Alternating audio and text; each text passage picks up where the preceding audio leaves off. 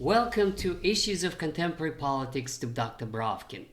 Today is the 16th of August, and I would like today to talk about the summit in Alaska and my first impressions and interpretations as to who won and who lost, and what was won and what was lost. Yes.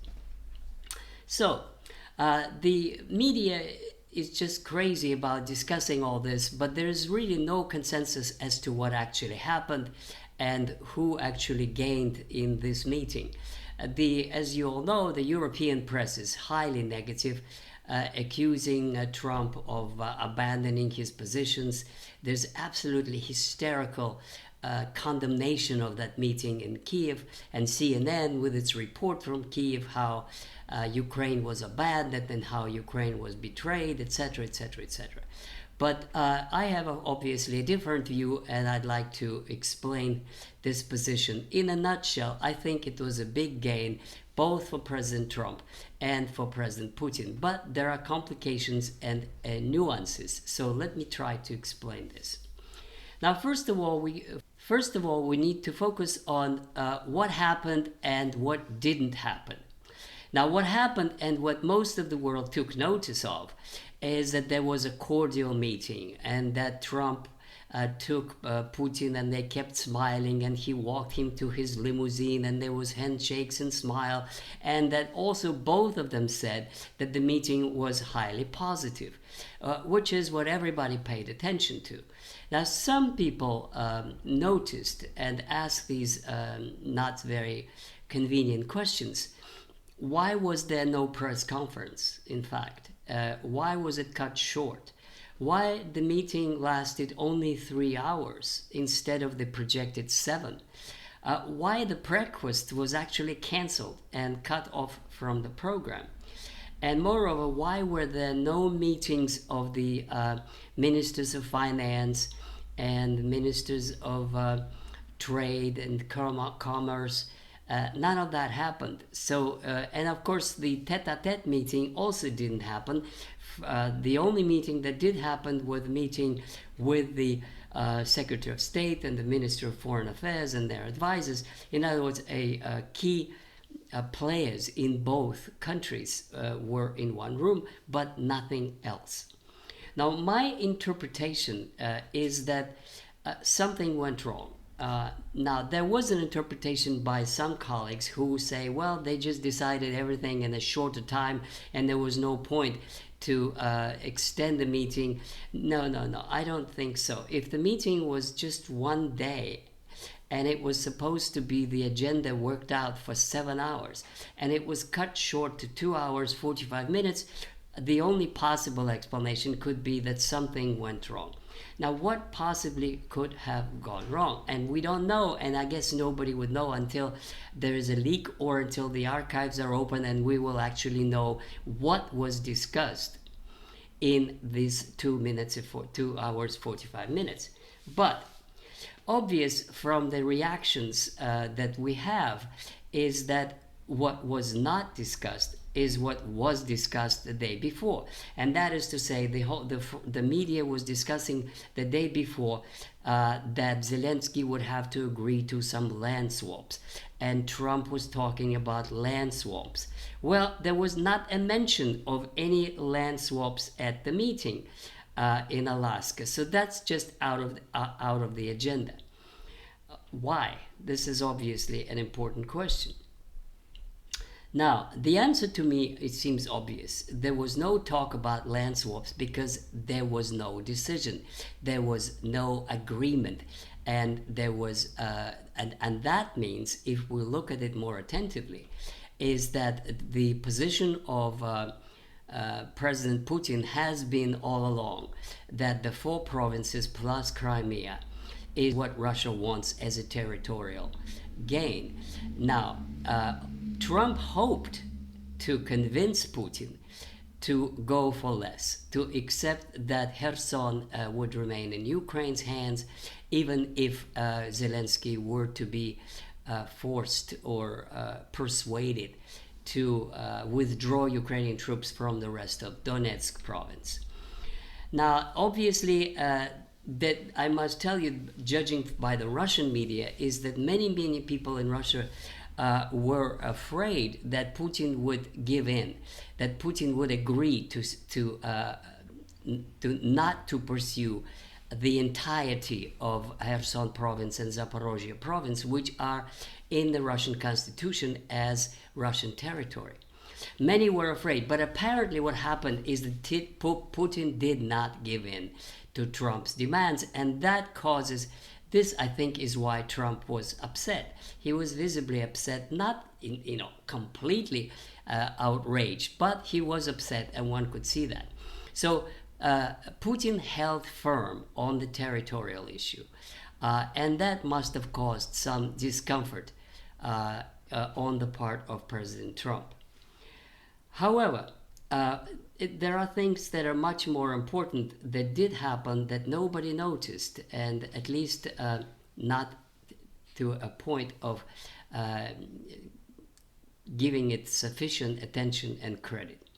And that is that President Putin's greatest gain in these talks in Alaska is that he put on the agenda the issue of a peace settlement, not ceasefire. Now this is huge, this is colossal, because the entire policy of European hawks and Great Britain and France and Germany was based on the assumption that Trump's job is to convince Putin to agree to a ceasefire. And the day before the meeting in Alaska, this is how it was termed, this is how it was phrased, that Trump is going there to convince Putin to accept immediate ceasefire, or else there would be sanctions and secondary tariffs on countries trading with Russia, etc., etc. Now, interestingly enough, at the meeting, this was gone. There was no more talk about ceasefire, but instead, it seems that Putin convinced Trump that on the agenda should be peace settlement. Peace settlement, not ceasefire. That completely undercuts the British position, where Starmer today was talking about as soon as there's ceasefire, there will be British boots on the ground, 30,000 in the air and on the ground and on the seas, and they're going to rebuild Ukrainian armed forces. And yesterday Rutte was talking about inherent right of Ukraine to join NATO. All that just changed overnight because Putin convinced Trump that on the agenda should be not only peace treaty, but security for Ukraine. I imagine Putin is talking about security for Ukraine. And what he's talking about, security not just for Ukraine, but for Russia as well, and security for Europe. Now, by that, he completely undercuts all these fantasies of the hawks in Europe that Russia is invaded Ukraine, and then it's going to invade Poland, and then it's going to invade the Baltics, and then it's going to invade Paris or even London, because these Ruskies just sit and dream of occupying all of Europe. All this nonsense is out of the window because Putin loudly and clearly, for the first time for the whole world to hear, said that what we need is a new architecture for European security. Security not just for Ukraine, but to Russia and all of Europe. Those of you who follow foreign affairs know that this is what actually President Putin did in December 2021, on the eve of the hot phase of the confrontation in Ukraine. He called on all the world leaders and proposed exactly that: new architecture, security for all, to avoid a military phase of special military operation, as he put it. And of course, at that time, they flatly refused to discuss anything like that. Well, now Putin puts on the table again, but the difference is that he seems to have convinced Trump that that is a worthy thing to do. So the first stage is to negotiate peace with Ukraine and determine the permanent borders, not just the temporary ones. And the second phase would be to provide security guarantees to Ukraine, and not through NATO, but through some kind of a overall security arrangement in Europe as such. And I think that this is probably the most important outcome of this meeting in terms of achievements by President Putin. But let me now address the achievements of President Trump. The thing is that Trump is a very skillful politician, and he should be given a credit for what he managed to do as well. Now, the thing is that Trump really is very much afraid that he would be blamed for everything and would be labeled Putin's puppet and Putin's this and that. And in fact, the Europeans are already echoing everything that originates in Kiev by repeating all these fears of the Ukrainians and others concerning Russians' intentions.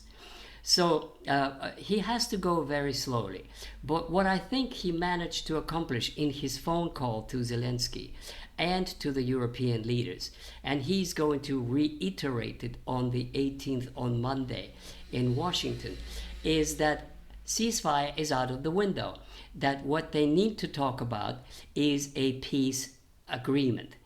And now by doing that, he changed the agenda completely. There's no way that the British can now say, okay, once we have a peace agreement, we're going to put boots on the ground to defend this peace agreement. This is going to be spelled out in the agreement, in the peace treaty, who is going to be where, and certainly not the British boots on the ground in Ukraine. In other words, what Trump throws to Ukrainians and Zelensky, take it if you want peace, and work on a peace treaty on the terms one-on-one with Putin, with Russia.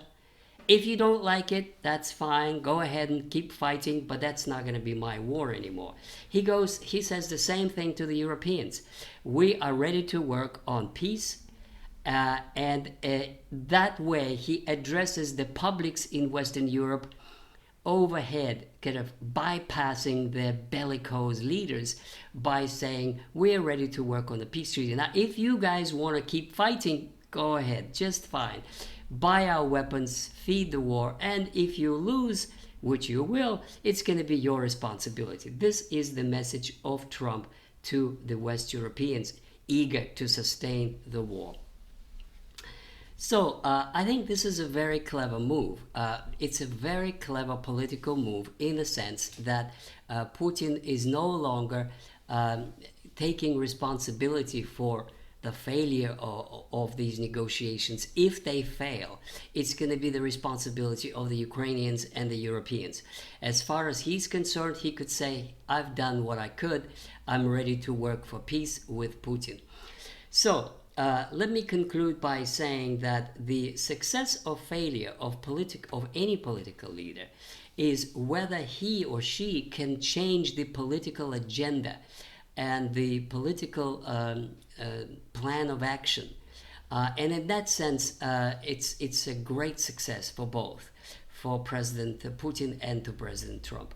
And for Putin, it's a great success because he managed to break the united front of Russia haters, and he managed to convince President Trump that he's eager to conclude peace and he's not up to conquering all of Ukraine, and that non-expansion of NATO is more important than borders. He managed to convince that, and he managed to translate or transfer the conversation over ceasefire into a conversation over a peace treaty. And that means changing of the agenda is a great success. Trump, I think, also demonstrated his fantastic ability to turn around the agenda from the ceasefire and threats against Putin into patient work to finish the war and work on a peace treaty.